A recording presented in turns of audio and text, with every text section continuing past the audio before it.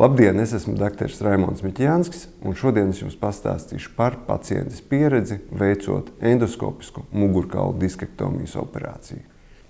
Pie mums uz konsultāciju atnāca 52 gadus veca sieviete, kurai jau 4 mēnešus bija sūdzības par ļoti stiprām sāpēm kreisajā kājā. Paciente bija izgājusi pilnu konservatīvas ārstēšanas kursu, kas ietvēra gan rehabilitāciju, gan medikamentus, bet nekādu sāpju atvieglojumu viņa pēc šī neizjuta. Tāpēc paciente griezās pie mums saistībā ar jautājumu par iespējamu operāciju.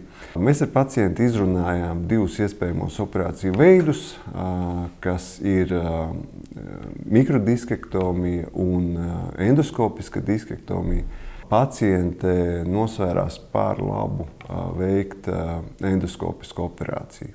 Tūlītēji pēc operācijas pacientei pilnībā pārgāja sāpes kreisajā kājā. Nākamajā dienā paciente ar fizioterapeitu tika aktivizēta, piecēlās kājās, sāka staigāt.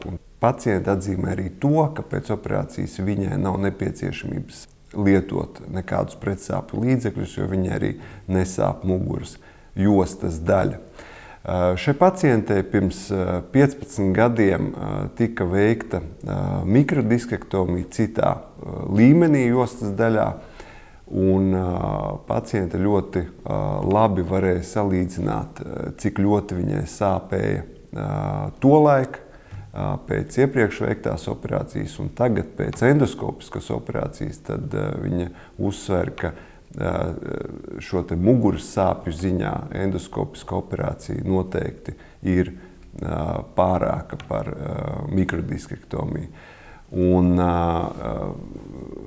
mēs atkārtot tikāmies pēc 2 nedēļas pēc operācijas, un paciente teica, ka viņa pēc operācijas nelietoja vairs nevienu pretsāpju tableti.